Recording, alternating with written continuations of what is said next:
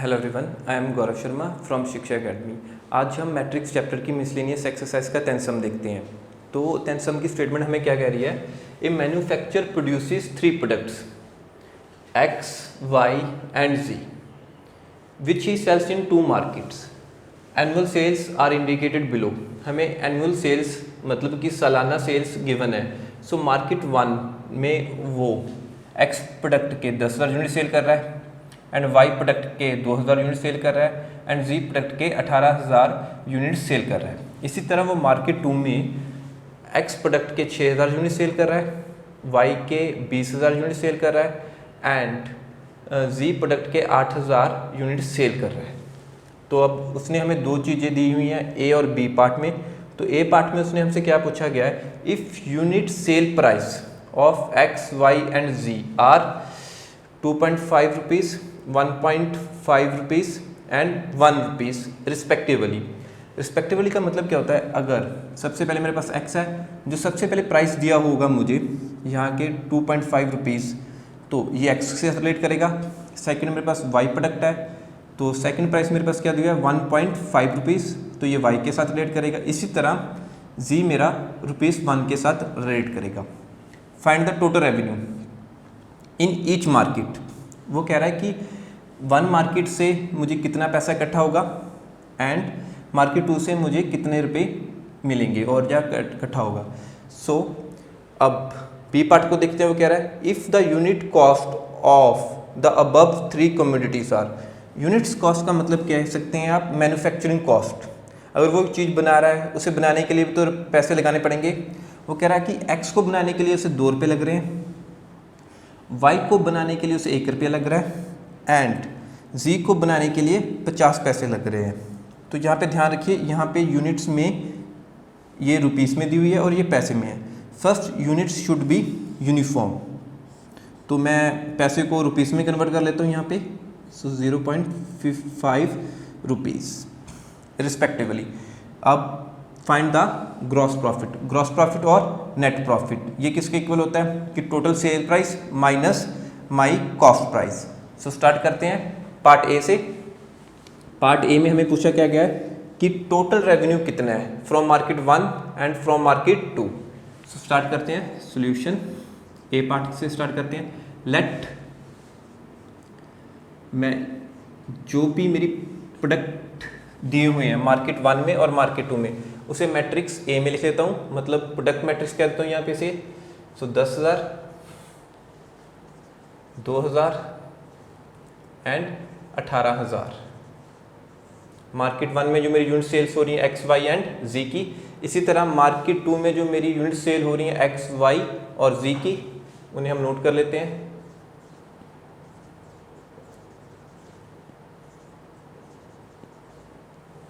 And हमें cost दी हुई x की 2.5, वाई की 1.5, जी की 1 रुपीज़। अब ये मैंने लिख लिया है रो मैट्रिक्स की फॉर्म में। अब जो मेरी एंड बी, मैं बी मैट्रिक्स को कह देता हूँ माई कॉस्ट मैट्रिक्स। इसे मैं लिखूँगा कॉलम मैट्रिक्स में 2.50, 1.50 एंड 1 रुपी, 1.00। अब अगर मैं ए और बी का प्रोडक्ट कर दूं तो मेरे पास क्या आएगा कि total revenue from market one and total revenue from market two. तो मैट्रिक्स ए का ऑर्डर हमारे पास क्या है? 2 × 3, 2 रोज 3 कॉलम, और बी का ऑर्डर 3 रोज एंड कॉलम 1। सो 3 से 3 कैंसिल। इस तरह से हमें 2 × 1 की मैट्रिक्स मिल जाएगी। सो स्टार्ट करते हैं। टेकिंग एरोस, हम एरोस लगा लेते हैं अपनी कन्वीनियंट के लिए। जो फर्स्ट मैट्रिक्स होगी उस पर हम लगा लेंगे horizontal arrow head toward right hand and vertical downward arrow.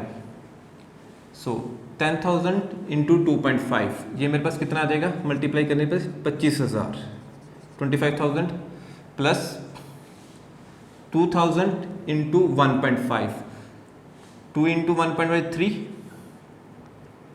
× 3 zeros, 3,000 plus 1 × 80,000, 18,000।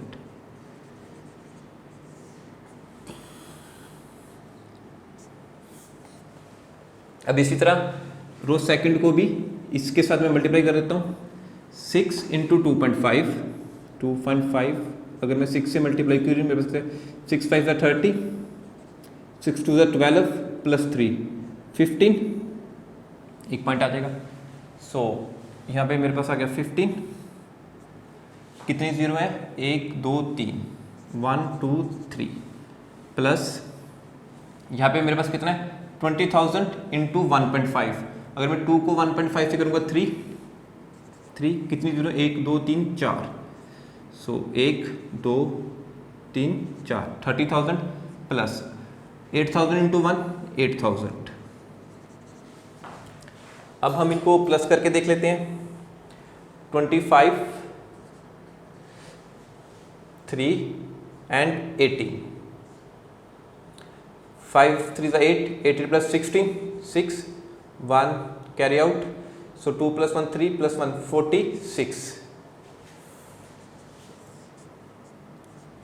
46 कितनी zero 1 2 3 1 2 3।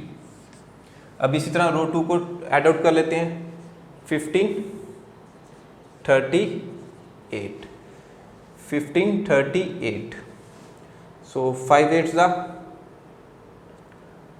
13, 1 carry out, 3 plus 1 4 and 1 5 53, so 53,000. This is our answer. So rupees from market 1, हमें 46,000 रुपीज़ मिलेंगे from the market 1 and 53,000 rupees from market 2। This is our answer. अब हमें मालूम है हमें gross profit और आप कैसे नेट प्रॉफिट फाइंड कर लेते हैं। तो हमें जो टोटल रेवेन्यू हो रहा है, total revenue from market 1 and 2, from market 1 and 2 जो टोटल रेवेन्यू हो रहा है हमें यहाँ पे हम ऐड करके देख लेते हैं। 46 53 6 plus 3 9 and 4 plus 5 also 9, so it's आएगा 99,000 जो हमें टोटल रेवेन्यू हो रहा है from the both the markets. अब इसे मैं साइड पे नोटेट कर लेता हूँ कि जो मेरे पास टोटल रेवेन्यू आ रहा है TR लिख देते हैं, वो कितना आ रहा है 99,000। So please pause the video and note it down.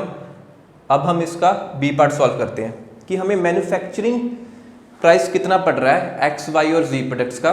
So solve करते हैं, प्लीज़ नोट इट डाउन। अब प्रोडक्ट्स तो मेरे पास सेम है कि हम इतने ही मैन्युफैक्चर कर रहे हैं जो कि मार्केट्स में सेल होने जा रहे हैं, बट अब हमारे पास सेल प्राइस की जगह मैट्रिक्स बी में क्या आ जाएगा, यूनिट कॉस्ट प्राइस की मैन्युफैक्चरिंग कॉस्ट प्राइस क्या पड़ रही है, एक्स की 2, वाई की 1 एंड जी की 0.5 पैसा और सॉरी 0.5 रुपीज़, 50 पैसा 0.5 रुपीज़। सो मैं यहाँ पे मैट्रिक्स बी को चेंज कर देता हूँ जिसको हमने कहा था कि ये हमारी प्राइस मैट्रिक्स है। अब जो हमें कॉस्ट प्राइस पड़ रही है वो है 2 rupees, 1 rupees and 0.5 rupees. Similar way से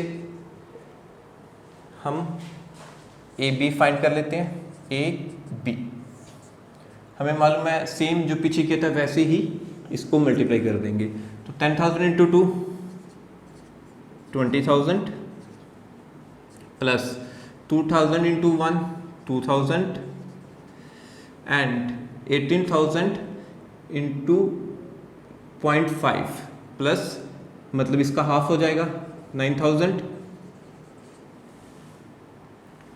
सिमिलरली अब रो 2 को हम बी मैट्रिक्स से मल्टीप्लाई करते हैं। 6 2 12, 1 2 3 3 0 है। इस तरह 20,000 इंटू 1 20,000 8000 इंटू 0.5, 8000 का हाफ हो जाएगा, मतलब 4000। अब इन सबको ऐड कर लेते हैं, रो 1 को ऐड करके हमारे पास क्या आ जाएगा, 22 and 9000। So 2 9 11, 2 + 9 11, so 1 carry out 31। So a b मेरे पास क्या आ जाएगा, फर्स्ट 31,000।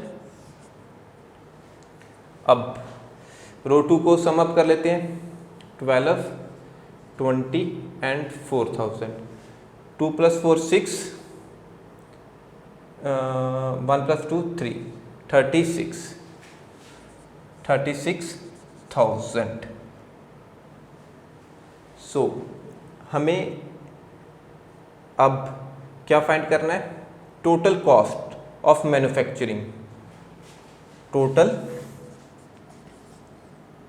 यूनिट कॉस्ट हमें कितनी पड़ रही है, 31,000 प्लस 36,000, ये हमारा कितना आ जाएगा, 617,336, 67,000 है जो मेरे पास इनको, जो मेरा खर्चा आ रहा है इनको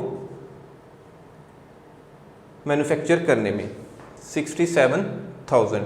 तो हमें उससे पूछा क्या गया है कि find the gross profit, gross profit और net profit. So gross profit हमारा किसके इक्वल होता है, टोटल रेवेन्यू। टोटल रेवेन्यू मेरे पास कितना था, 99,000 माइनस यूनिट कॉस्ट, और जो आप कह सकते हैं कि मैन्युफैक्चर कॉस्ट हमें कितनी पड़ रही है, सो 67,000।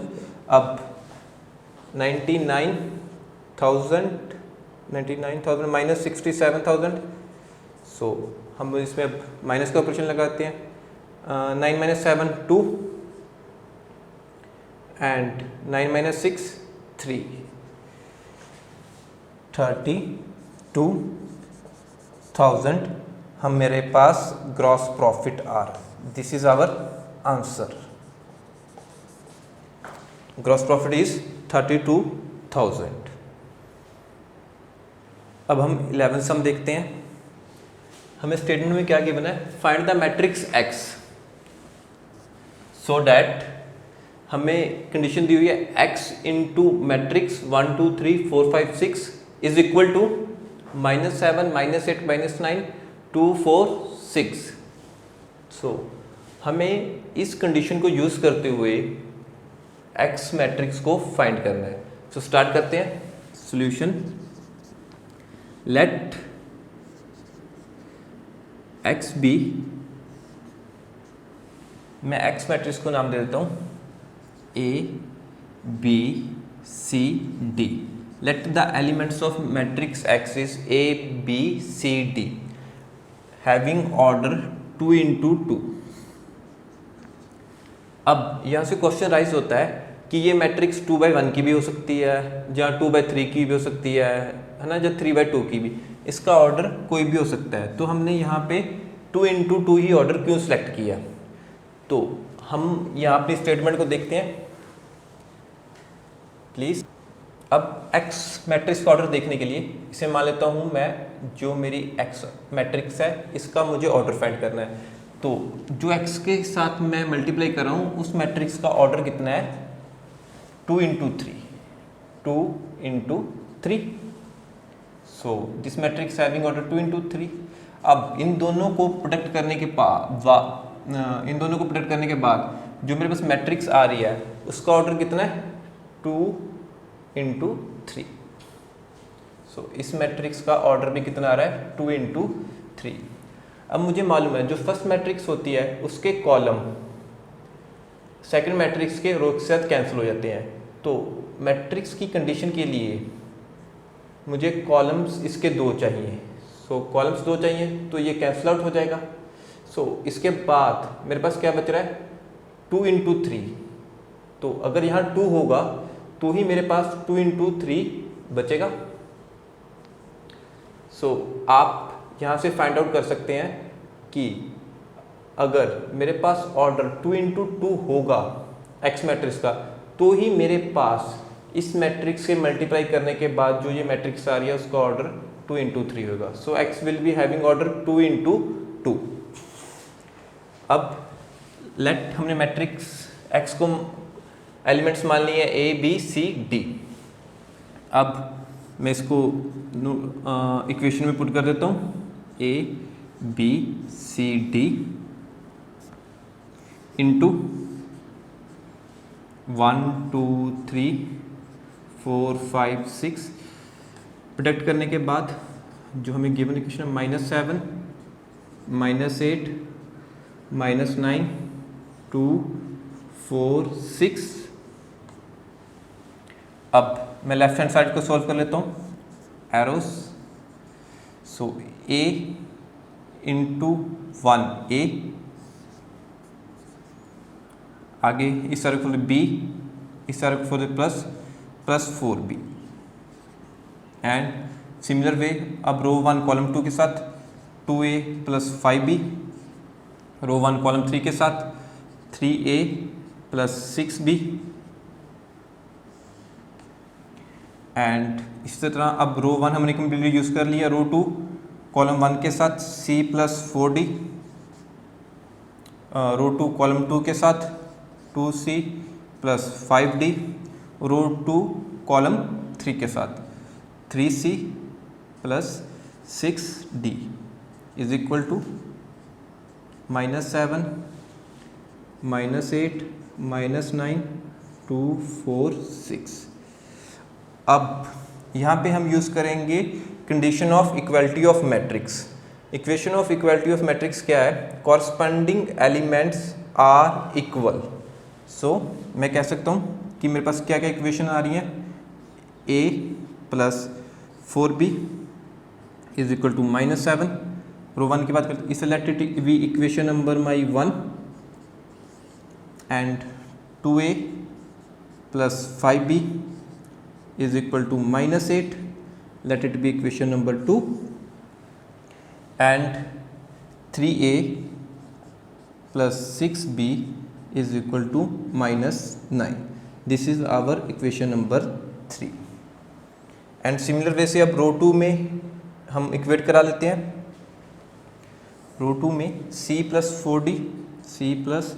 4d is equal to 2, let it be equation number 4, and 2c plus 5d is equal to 4, let it be equation number 5, and 3c plus 6d is equal to 6, let it be equation number 6. So अब हम इन्हें solve कर लेते हैं, ab and ab।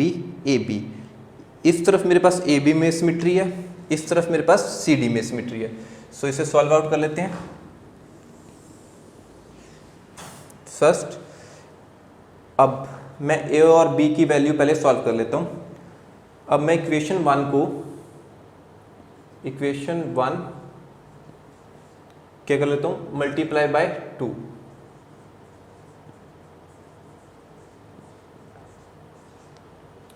मैंने equation 1 को 2 से multiply कर लिया। ऐसा क्यों किया? क्योंकि जो मेरे पास यहाँ पे वेरिएबल है a और a, इन दोनों का कॉफिशिएंट सेम कर लूँगा और मैं ऑपरेशन यूज़ करके प्लस माइनस इसको मैं कैंसिल आउट करके b की वैल्यू बड़े आराम से निकाल सकता हूँ। अगर मैं इक्वेशन 1 को 2 से मल्टीप्लाई करता हूँ तो मेरे पास क्या आता है, 2a plus 8b is equal to -14।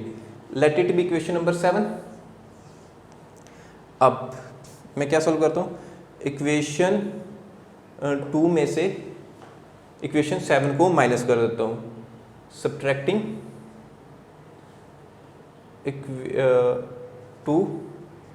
Equation 2 from equation 7। So solve कर लेते हैं। इक्वेशन 2 लिख देता हूँ, 2a plus 5b is equal to -8। अब सब्ट्रैक्ट कर रहे हैं, -2a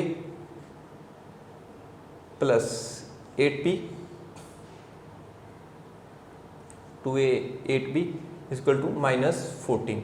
अब माइनस करें तो इस यहाँ पे भी साइन चेंज हो जाएगा, यहाँ पे भी और यहाँ पे भी हमारा साइन चेंज होगा। 2a positive 2a negative, this is cancel out.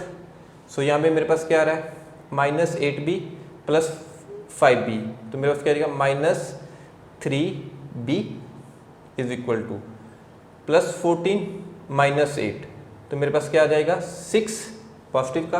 अब b की वैल्यू निकाल लेता हूँ मैं, b is equal to 6 divided by -3 क्या लीजिए आप, सो -2 ऊपर ही चला जाएगा 2।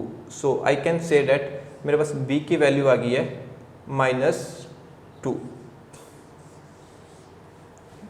Our first value. अब आप चाहे तो यहाँ पे सब्स्टिट्यूट करके इसको भी वेरीफाई कर लेते हैं। उससे पहले हम a की वैल्यू निकाल लेते हैं, b की वैल्यू आ गई, सो इसे हम रीसब्स्टिट्यूट कर देते हैं in equation 1। Put in equation 1, जो मेरी b की वैल्यू है, अगर मैं इक्वेशन 1 में पुट करूं तो मेरे पास a की वैल्यू क्या आ जाएगी, a is equal to 4 into -2 -8, a -8 is equal to -7, 8 उस तरफ जाके positive, so a comes out to be 1 and this is the value of my a।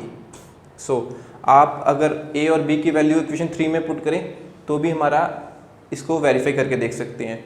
3 into 1 1, b कितना था मेरा 3 इंटू 1 3 आ जाएगा, and 6 into -2 -12 plus 3 -9, so left hand side is equal to right hand side आ जाएगा। Similar वे से हम c और d की वैल्यू भी फाइंड कर लेते हैं। अब अगर इक्वेशन 4 को अगर मैं 2 से मल्टीप्लाई कर दूं तो यहाँ पे मेरा 2c आ जाएगा, यहाँ पे भी 2c, so plus minus use करके ऑपरेशन मैं इसको c को कैंसिल आउट करके d की वैल्यू निकाल सकता हूँ। सो स्टार्ट करते हैं, मल्टीप्लाई इक्वेशन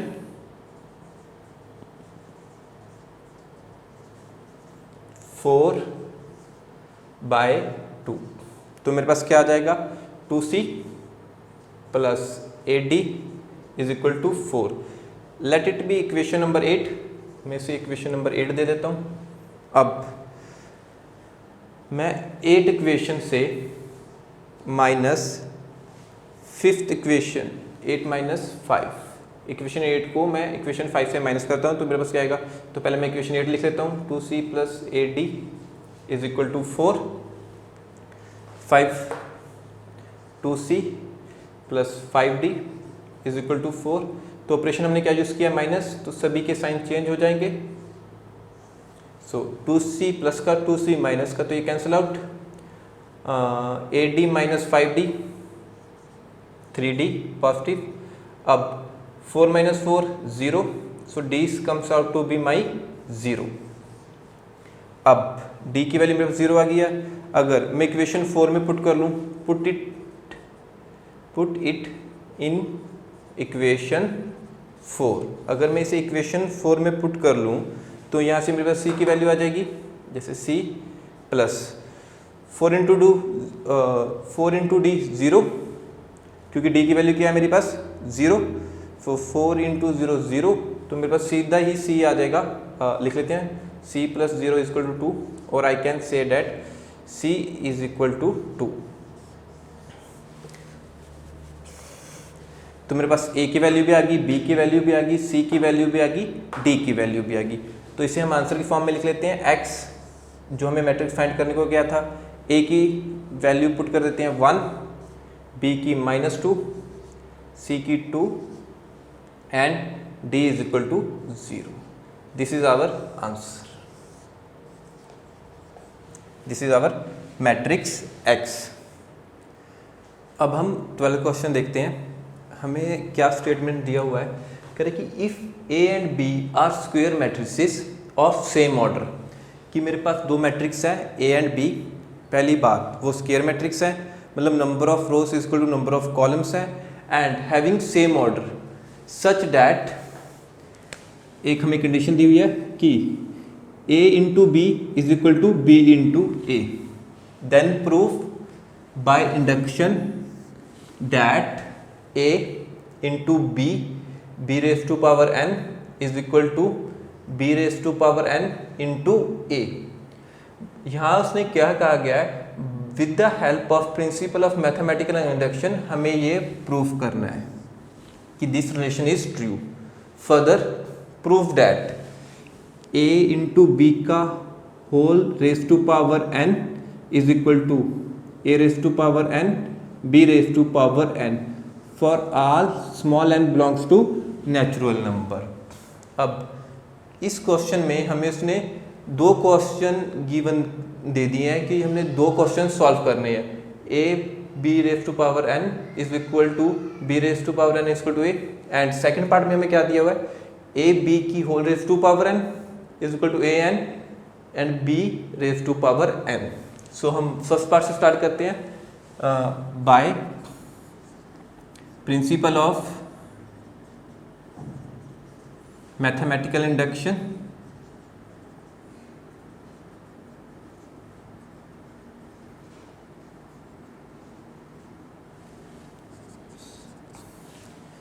हमें पता है कि हम प्रिंसिपल ऑफ मैथमेटिकल इंडक्शन में 3 स्टेप यूज करते हैं।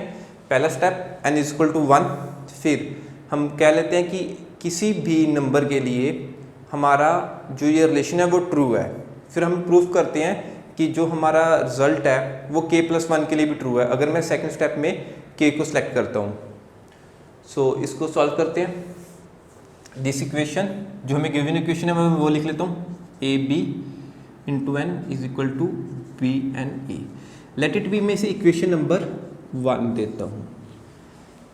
सो फॉर मुझे ये इक्वेशन प्रूफ करनी है n इज इक्वल टू 1 के लिए, तो जहाँ यहाँ भी मेरे पास n लिखा होगा वहाँ मैं 1 सब्स्टिट्यूट करता जाऊँगा। सो ए बी रेस और b की power 1 is equal to b की पावर 1 और a। हमें मालूम है किसी की भी पावर 1 हो तो वो सेम ही रहता है। So I can say that, अब जो मेरे पास कंडीशन दी हुई है उसको यूज़ करके मैं कह सकता हूँ कि हमें कंडीशन दी हुई है a b is equal to B a, तो यहाँ पे मैं बी ए की वैल्यू ए बी सब्स्टिट्यूट कर सकता हूँ। So a b is equal to a b from given condition, जो हमें क्वेश्चन में कंडीशन दी हुई है। So I can say that it is true, it's true for n is equal to 1। जो हमारी इक्वेशन 1 है वो ट्रू है फॉर इक्वेशन 1। अब सेकंड स्टेप में हम मान लेते हैं कि it is true for n, यहाँ पे मैं k कांस्टेंट को चूज़ कर लेता हूँ। n is equal to k के लिए जो मेरी इक्वेशन 1 है इसको मैं ट्रू मान लेता हूँ। So a b raise to power k is equal to b k a। यहाँ पे भी n लिखा है, उसकी जगह मैं क्या सब्स्टिट्यूट कर देता हूँ k। Late it be my equation number 2। इसको हम जो हमारा फाइनल है k+1 वहाँ पे इसको हम यूज़ करेंगे। सो हम थर्ड स्टेप की तरफ बढ़ते हैं। थर्ड स्टेप में हमें प्रूफ करना पड़ता है कि जो हमारी इक्वेशन है वो n is equal to k+1 के लिए भी ट्रू है। Now we have to prove that कि n is equal to k+1 के लिए भी जो हमारी गिवन कंडीशन है वो proof left hand side is equal to right hand side आएगी। सो स्टार्ट करते हैं। तो मैं लेफ्ट हैंड साइड को चूज़ कर लेता हूँ। Left hand side is equal to किसके बराबर है, a into b raise to power n। अब a एंड b, n की जगह मैं क्या लिख देता हूँ, k+1। अब इसमें हम वैल्यू सब्स्टिट्यूट कर देते हैं, आगे देखते हैं। अब हमारे पास एक रूल है, अगर बेस सेम हो मल्टीप्लाई में तो हम पावर्स को ऐड कर देते हैं। इसी तरह इसको मैं स्प्लिट कर लेता हूँ, बी के इंटू बी की पावर 1। सो वही रूल, बेस सेम है तो पावर्स को हम ऐड कर लेते हैं। तो इसको हमने रिवर्स करके यहाँ लिख दिया। अब इसको मैं रीअरेंज करके लिख देता हूँ b इंटू बी के। अब by associative law I can write a b into b raise to power k by associative law. अब हमें गिवन कंडीशन भी दी हुई थी, जो मेरा ए बी है इज इक्वल टू बी ए है। ये कंडीशन हमें क्वेश्चन में गिवन है, तो यहाँ पे मैं इसको सब्स्टिट्यूट कर देता हूँ। तो मेरे पास क्या आ जाएगा बी ए इंटू बी के। अब यहाँ से हम देखते हैं कि b इंटू ए इंटू बी के। अब हम इक्वेशन B2 की तरफ देखते हैं। सो इक्वेशन 2 को मैंने यूज़ करना है इस पार्ट में, तो मैं क्या लिख सकता हूँ b इंटू ए बी के, सेम एसोसिएटिव लॉ के अकॉर्डिंग ही। सो अब a इंटू बी के की वैल्यू फ्रॉम टू मैं पुट कर सकता हूँ b के इंटू ए। सो b, अब a b की पावर k किसके बराबर है b के इंटू ए। सो मैं ये सब्स्टिट्यूट करता हूँ b के इंटू ए फ्रॉम इक्वेशन 2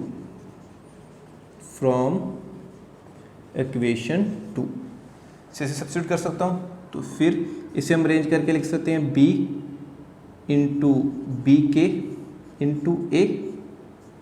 अब बेस सेम है तो पावर कैंस भी ऐड। सो मैं लिख सकता हूँ 1 भी प्लस का होगा, k भी प्लस का होगा, तो मैं can I right k plus 1 हमारे क्वेश्चन की फॉर्म में k प्लस 1 इंटू ए। सो हम ध्यान से देखते हैं कि हमने यही प्रूफ करना था। अगर यहाँ पे देखते हैं मेरे पास a b, एन की जगह मैं क्या रखूँगा k plus 1 is equal to b k plus 1 into A. So हमारी left hand side right hand side की इक्वल आनी चाहिए, जो कि यहाँ पे आ चुकी है। सो प्रूफ्ड। सो कह सकते हैं कि it is true for n is equal to k plus 1। Hence equation 1 is true by principle of mathematical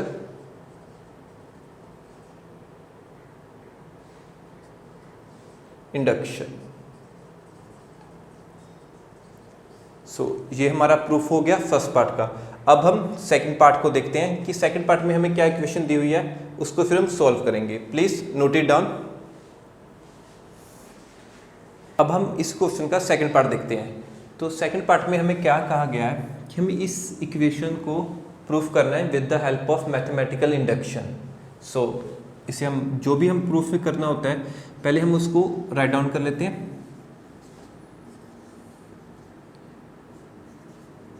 late it be equation number 1। जैसे हमें मालूम है कि प्रिंसिपल ऑफ मैथमेटिकल इंडक्शन में हम 3 स्टेप यूज़ करते हैं, n इज इक्वल टू 1 और n is equal to k। तीसरे स्टेप में n is equal to k plus 1। So start करते हैं। Step first, for n is equal to 1।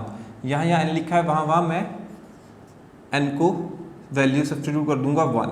A b whole raise to power 1 is equal to a1 and b1। अब हमें पता है किसी भी चीज़ की रेज टू पावर n हो वो एज इट ही रह जाती है। So I can write a b is equal to a raise to power 1 a, b raise to power 1 b। So I can say that it's true for n is equal to 1। अब second step में हम क्या कह लेते हैं कि late it be true. हम मान के चलते हैं कि किसी भी कांस्टेंट के लिए जो नेचुरल नंबर में ही होगा उसके लिए ये हमारी इक्वेशन ट्रू है। फॉर एग्जांपल यहाँ मैं के कांस्टेंट को चूज़ करता हूँ, n इज इक्वल टू के, कि मेरी इक्वेशन 1 इसके लिए ट्रू है, ये मैं पहले से ही मान के चलूँगा। So a b raise to power k is equal to a raise to power k, b raise to power k. This is my equation 2। अब ये इक्वेशन मैं फाइनल रिजल्ट में यूज़ करूँगा। स्टार्ट कर लेते हैं। अब थर्ड स्टेप की तरफ बढ़ते हैं। अब हमें प्रूफ करना है कि इट शैल बी, अगर ये 1 के लिए ट्रू है और के के लिए भी ट्रू है, तो it shall be true for n is equal to k plus 1 के लिए भी ट्रू होनी चाहिए। सो स्टार्ट करते हैं। अब यहाँ पे पहले हम रफ में देख लेते हैं हमें क्या प्रूफ करना है। ए बी की पावर अगर मैं के प्लस 1 लिखूँ तो मेरे पास ए की पावर भी के प्लस 1 आनी चाहिए इंटू बी की पावर भी के प्लस 1। ये मुझे प्रूफ करना है। सो मैं लेफ्ट हैंड साइड से स्टार्ट करता हूँ। लेफ्ट हैंड साइड मेरे पास क्या है, a b raise to power n। So I can substitute the value of n a b, n की जगह मैं क्या यूज़ कर सकता हूँ, k प्लस 1। सो अब हम इसे राइट आउट कर सकते हैं ए बी की power k into a b की पावर 1। ए बी की पावर 1 तो ए बी ही रहेगा।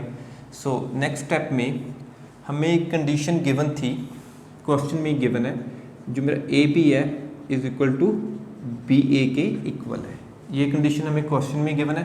सो अगर यहाँ पे मैं इसे सब्स्टिट्यूट कर लूँ तो मेरे पास क्या आएगा, ए बी के इंटू ए बी की रेज टू पावर होल के इंटू बी ए के को। अब इस चीज़ को आप देख सकते हैं इक्वेशन 2 के साथ, a b raise to power k मेरे किसके इक्वल है, a raise to power k b raise to power k. So यहाँ पे मैं लिख सकता हूँ a raise to power k b raise to power k into b a from equation 2, from equation 2। अब with the help of associative law I can write a k, so b k b into a from associative law। अब यहाँ देखिए मेरे पास base same है, सो powers क्या हो जाएंगी, add. सो ए के इज इक्वल टू बी के प्लस 1 इंटू ए। अब इसके बाद हमने पहले प्रूफ किया था कि अगर जो हमारी फर्स्ट कंडीशन थी, अब ध्यान से देखिए यहाँ पे कि ये हमने पहले प्रूफ कर चुके थे। इसको मैं लिख लेता हूँ। अगर a raise to power b n है तो वो किसके बराबर होगा, वी एन इंटू ए। अब यही कंडीशन हम यहाँ यूज़ करके कह सकते हैं कि इसको आगे पीछे कर लें, क्योंकि ये कंडीशन हम पहले प्रूफ कर चुके हैं। सो आई कैन राइट ए के इंटू ए बी के प्लस 1। आप एक बार फिर से इसको देख लीजिए कि इस कंडीशन को यूज़ करते हुए मैं ये लिख सकता हूँ कि नहीं लिख सकता। क्यों, यहाँ पे b और a था, so I can interchange position of b with the help of this equation जो हमने पहले प्रूफ की हुई थी। सो फर्दर मोर मेरे पास क्या आ जाएगा, a के प्लस 1, यहाँ पे मेरे पास अब क्या है, बेस सेम है तो power adds, and b k plus 1। So यही हमने प्रूफ करना था, प्रूव्ड कि ये मेरी left hand side is equal to right hand side जो हमने कहा था। So hence it is true for n is equal to k plus 1। तो हम कह सकते हैं हमारा गिवन रिलेशन k प्लस 1 के लिए भी ट्रू है। अब हम वर्डिंग्स में आंसर की फॉर्म में लिख लेते हैं। Hence by principle of mathematical induction equation 1 is true for all n belongs to capital N natural number. This is our answer. अब हम 13th सम देखते हैं। ये हमारे पास MCQ है, हमारे पास 4 ऑप्शंस गिवन होंगी। सो उसने क्या कहा कि इफ़ हमारे पास मैट्रिक्स ए दी हुई है, इसके एलिमेंट्स क्या हैं, alpha beta gamma minus alpha, is such that हमें कंडीशन दे दिया, जो इस मैट्रिक्स का हम स्केयर करेंगे तो वो इक्वल टू आई आएगा। I stands for identity matrix. Then हमने इसमें से करेक्ट ऑप्शन को चूज़ करना है। सो स्टार्ट करते हैं। सबसे पहले मुझे ए गिवन है इन क्वेश्चन। अब मुझे क्या फाइंड करना है, इस कंडीशन को यूज़ करना है। A square is equal to I, I stands for identity matrix. So पहले मैं ए स्केयर फाइंड कर लेता हूँ। ए into a is equal to a square हो गया। So alpha beta gamma minus alpha into alpha beta gamma minus alpha. So इसको हम multiply कर देते हैं। Alpha square plus beta into gamma and row 1 को अब कॉलम के 2 के साथ alpha beta minus beta alpha. So इसे लिख सकता हूँ अल्फ़ा बीटा। अब रो 1 यूज़ कर लिया मैंने कॉलम 1 के साथ, कॉलम 2 के साथ। अब रो 2 कॉलम 1 के साथ मल्टीप्लाई करते हैं। Alpha into gamma plus minus minus, so minus alpha into gamma minus alpha into gamma and next अब रो 2 कॉलम 2 के साथ gamma into beta minus minus plus plus alpha square. यहाँ पे भी अल्फ़ा स्केयर आएगा, alpha into alpha. So this cancel out, this and this cancels out. तो मेरे पास ए स्केयर की वैल्यू क्या आ रही है, alpha square plus beta gamma 0 0। यहाँ पे भी मैं लिख सकता हूँ इसको रीअरेंज करके alpha square plus beta gamma. यहाँ कुछ नहीं किया, सिर्फ हमने इसको रीअरेंज करके यहाँ लिख दिया। So but according to question ये मेरे पास ए स्केयर की वैल्यू होगी। अब अकॉर्डिंग टू क्वेश्चन उसने मुझे क्या है a square is equal to आई। तो ए स्केयर की वैल्यू जो हमने अभी फाइंड किया alpha square plus beta gamma 0 0 alpha square plus beta gamma is equal to 1 0 0 1 identity matrix के साथ। सो अब हम यहाँ पे यूज़ करेंगे condition of equality of matrix, corresponding elements equal to the corresponding elements of matrix.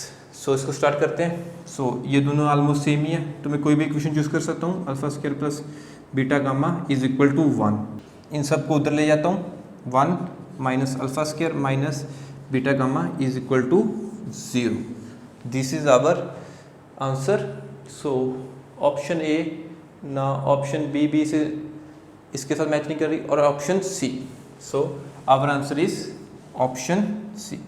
C is our answer. Option C is our answer. अब हम question number 14 देखते हैं।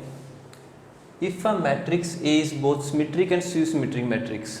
अब उससे कंडीशन दी है कि मेरे पास कोई मैट्रिक्स गिवन है, वो सिमेट्रिक मैट्रिक्स भी है एंड स्क्यू सिमेट्रिक मैट्रिक्स भी है। अब बाय डेफिनेशन सिमेट्रिक मैट्रिक्स किसे कहते हैं, अगर ए का ट्रांसपोज करने पे मेरे पास सेम ए मैट्रिक्स ही आए, वो क्या हो गया मेरे पास सिमेट्रिक मैट्रिक्स।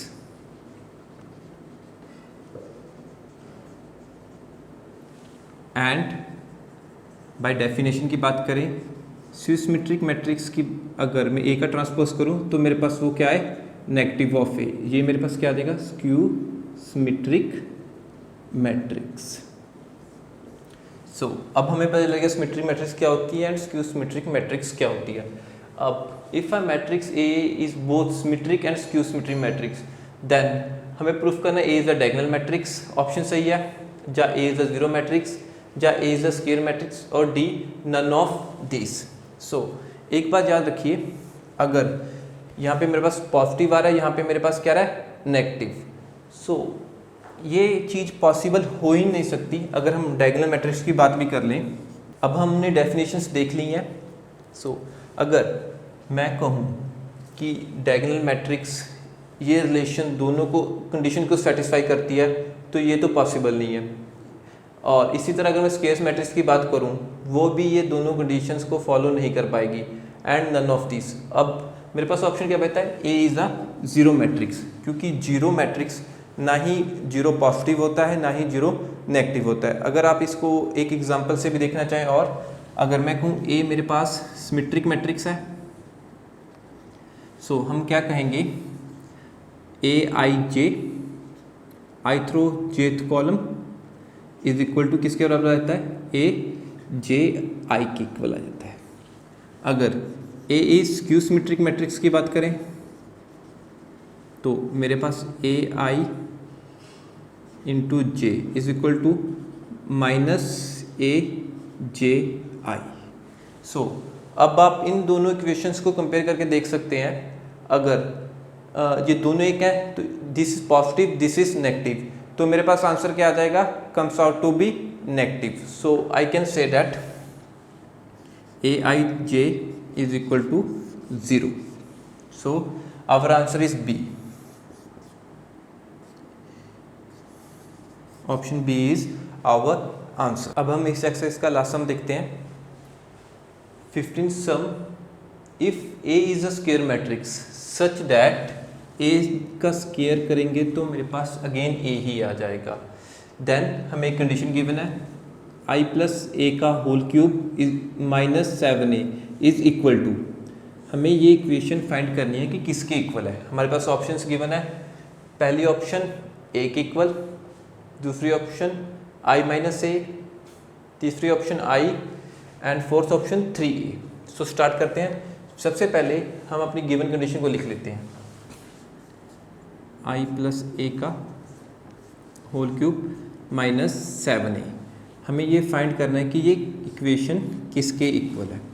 सो सबसे पहले हम इस इक्वेशन को सिंप्लीफाई करके लिख लेते हैं। सो यहाँ पे आई प्लस ए का होल क्यूब है, सो हमें मालूम है होल क्यूब का फार्मूला, अगर मैं a प्लस b का होल क्यूब करूँ तो मेरे पास फार्मूला क्या आता है, a cube plus b cube plus 3ab into a plus b।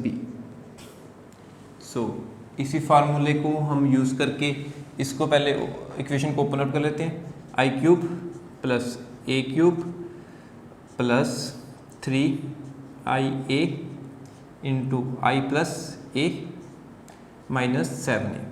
अब इसको फर्दर सिंप्लीफाई कर लेते हैं, I cube plus a cube plus 3i into I I square a plus 3i into a square minus 7a। अब मुझे इस equation में देखें तो ए क्यूब की वैल्यू चाहिए और ए स्क्वेयर इक्वल टू ए तो हमें गिवन ही है। सो हमें गिवन क्या क्या है हम साइड पे लिख लेते हैं। फर्स्ट कंडीशन हमें इसने क्या दी हुई है, ए स्क्वेयर इज इक्वल टू ए है, और अब हम ए क्यूब फाइंड कर लेते हैं। ए क्यूब किसके इक्वल होता है, ए स्क्वेयर इंटू ए। सो फर्दर मेरा यहाँ पे इस कंडीशन को यूज़ करते हुए मैं ए स्क्वेयर को ए लिख सकता हूँ, ए इंटू ए। सो ए क्यूब की वैल्यू क्या आ जाएगी, is equal to A square. अब फिर इसी कंडीशन को यूज़ करते हुए मैं कह सकता हूँ ए स्क्वेयर किसके इक्वल है, a. So A cube is equal to comes out to B a.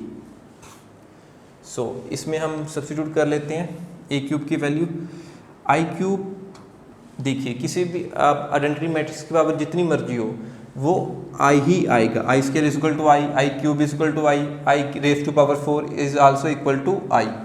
So i plus a cube हमने फाइंड किया, ए की इक्वल है a plus 3 i into A. So i square फिर आई आ जाएगा 3 आई a plus 3 I A square की जगह फिर ए minus 7a। अब हमें मालूम है अगर हम आइडेंटिटी मैट्रिक्स को किसी भी मैट्रिक्स से मल्टीप्लाई कर दें तो हमारे पास जो मैट्रिक्स मल्टीप्लाई करेगी उसकी इक्वल हो जाएगा। सो आई ए कम्स आउट टू बी ए, इसके सब्स्टिट्यूट करते हैं आई प्लस ए प्लस 3ia। सो 3a आई ए की जगह मैं क्या लिख लूँगा, फिर आइडेंटिटी मैट्रिक्स को आप मैट्रिक्स से मल्टीप्लाई करेंगे आपको वही मैट्रिक्स द्वारा रिजल्टेंट में मिलेगी। सो 3a प्लस 3a, यहाँ पे भी आई ए इक्वल टू माइनस 7a। अब यहाँ पे देखते हैं a 3a 4a plus 3a, ये मेरे पास कितना बन जाएगा total 7a। I a plus 7a minus 7a। So plus minus cancels out. So my answer is I. So C is my correct option.